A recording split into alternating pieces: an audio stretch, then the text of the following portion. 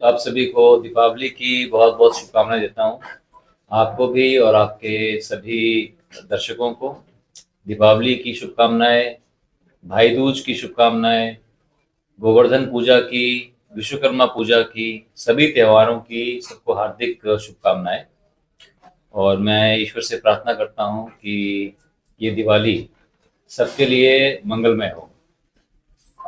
साथियों, आप सब जानते हैं कि 31 अक्टूबर को भारत के लौह पुरुष सरदार वल्लभ भाई पटेल की जयंती होती है।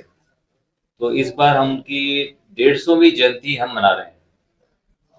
और 150वीं जयंती जो है हम बड़े रूप में मनाएंगे। 31 अक्टूबर से लेकर 25 नवंबर तक पूरे देश इसको मनाएगा।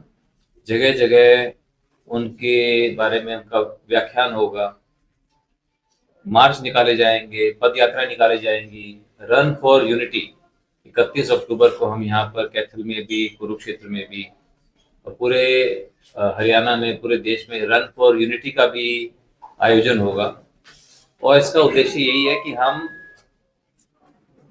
हमारे सर्वश्रेष्ठ नेता सरदार वल्लभ भाई पटेल के जीवन से हम उनसे प्रेरणा ले सकें। युवा खास करके उनसे प्रेरणा लेकर अपने आप को फिट रखने के लिए, नशे से दूर रखने के लिए। और हम सब जब उनके बारे में सुनेंगे, उनके बारे में पढ़ेंगे, उनके बारे में बोलेंगे, तो उससे जरूर सबको प्रेरणा आएगी और हमारे देश को और ज़्यादा एकजुट होने के लिए, और ज़्यादा मजबूत होने में हमें बहुत सहयोग मिलेगा। तो इसके लिए हम ये सब आयोजन करने जा रहे हैं और इसमें आप सबकी भी एक अहम भूमिका रहेगी कि आपके माध्यम से हमारा संदेश सब लोगों तक पहुंचेगा। और इस बात से आप कुछ कहना चाहेंगे? कुछ और ऐड? तो ये है, अब आपका कोई इसमें कोई सवाल हो तो मैं हम आपका सवाल लेना चाहेंगे। सर, आयोजन कहाँ होगा कुरुक्षेत्र में 31 अक्टूबर? अभी हम देख करके स्टेडियम से हम शुरुआत करेंगे। और स्टेडियम से शुरुआत करके जैसे पहले हमने रन ऑर्गेनाइज किया था, वो देखा जाएगा। जो भी सेफ रूट होगा वो सेफ रूट, उसके ऊपर हम इसका आयोजन करेंगे। समय वही सुबह अर्ली मॉर्निंग बनेगा? हाँ जी, मॉर्निंग का टाइम ही जो भी सूटेबल रहेगा, मॉर्निंग का टाइम ही। श्रीमान जी, एक भारत आत्मनिर्भर भारत की बात हम कर रहे हैं, परंतु दूसरी ओर हम एफडीआई की बात करते हैं, विदेशी निवेश की बात करते हैं, तो दोनों चीजों का विरोधाभास है। देखिए, इसमें कोई भी विरोधाभास नहीं है। हम आत्मनिर्भर बनना चाहते हैं, हम स्वदेशी चीज़ों को अपनाना चाहते हैं, स्वदेशी चीज़ों के उपयोग को बढ़ाना चाहते हैं। कि जब हम स्वदेशी घर में अपनाएंगे, स्वदेशी खरीदेंगे, उससे हमारा किसान भी मजबूत होगा, हमारा युवा भी मजबूत होगा और इससे ही तभी हमारे उद्योग भी पनपेंगे। और कई बार हमें ये भी देखना पड़ता है कि कई बार हम जब स्वदेशी चीज़ लेते हैं, हो सकता है थोड़ी महंगी हो, लेकिन फिर भी हमारे को सस्ती और घटिया इम्पोर्टेड चीज़ को छोड़ करके हमें अच्छी, बेहतरीन, हमें अपने देश में बनी हुई स्वदेशी चीज़ों को हमें इस्तेमाल करना चाहिए।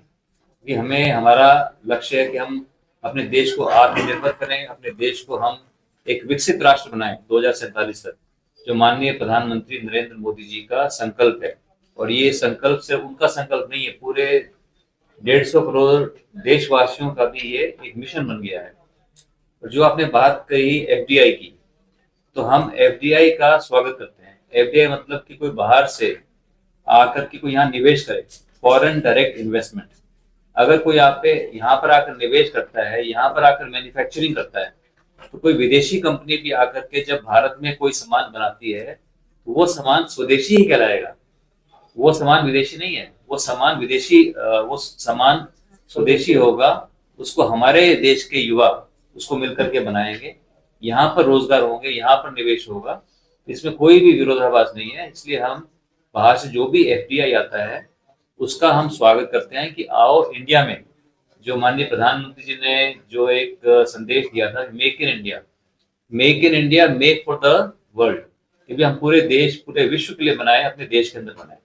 और तभी आप देख रहे हैं कि हमारी अर्थव्यवस्था दुनिया में चौथी सबसे बड़ी अर्थव्यवस्था हो गई है, जो हम सब के लिए बहुत गर्व की बात है।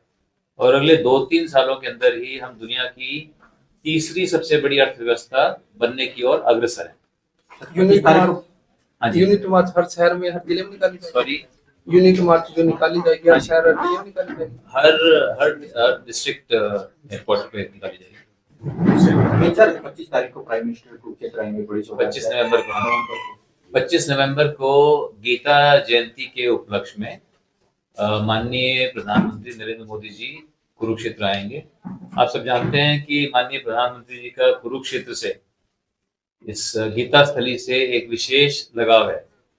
तो हमेशा वो कोई भी चाहते हैं, कोई भी शुभ संदेश देने के लिए वो हमेशा कुरुक्षेत्र आना चाहते हैं। तो इसलिए हम सब यहाँ पर उनके बहुत बेसब्री से उनका इंतजार कर रहे हैं कि वो यहाँ पर आएंगे। और गीता जयंती भी पूरे बहुत हर्षोल्लास से मनाई जाएगी। और आप देखेंगे कि पहले के मुकाबले में गीता जयंती का भी स्वरूप बदलेगा और अच्छे ढंग से उसको मनाया जाएगा। कुरुक्षेत्र पर्यटन नगरी है, कुरुक्षेत्र के लोगों की बड़ी डिमांड है, जो ट्रेन है दिल्ली से चलती है, काफी सारे ट्रेन टॉपिक होना चाहिए यहाँ पे। देखिए, हम निरंतर हम प्रयासरत रहते हैं। बहुत सी ट्रेन को हमने रुकवाया भी है कुरुक्षेत्र के अंदर। कुरुक्षेत्र, आप बिल्कुल ठीक कह रहे हैं, कुरुक्षेत्र एक बहुत ही ऐतिहासिक जगह है जहाँ भगवान श्री कृष्ण ने गीता का उपदेश दिया। और गीता के उपदेश पूरे विश्व की समस्याओं का समाधान हो सकता है कि गीता के उपदेश को ठीक से अगर सब लोग माने। इसलिए यही नहीं, हम करनाल तक जो रैपिड जो रेल ट्रांसपोर्ट है RRTS, उसका भी प्रयास है कि वो करनाल तक ना रुक करके और वो कुरुक्षेत्र तक आए। इससे हमारा ये भी प्रयास है कि कुरुक्षेत्र के अंदर एयरपोर्ट भी बनना चाहिए। तो कुरुक्षेत्र के अंदर एयरपोर्ट भी, सरकार भी चाहती है कि कुरुक्षेत्र के अंदर एयरपोर्ट भी बने। तो इन सब चीज़ों के ऊपर काम चल रहा है, लेकिन सब कामों में समय लगता है। और लेकिन आप देख रहे हैं कि कुरुक्षेत्र विकास की ओर अग्रसर है। हमारे माननीय मुख्यमंत्री नायब सैनी जी का भी यही सपना है कि कुरुक्षेत्र में बहुत ज़्यादा विकास हो और हम सब मिल करके कुरुक्षेत्र में विकास के लिए लगे हो।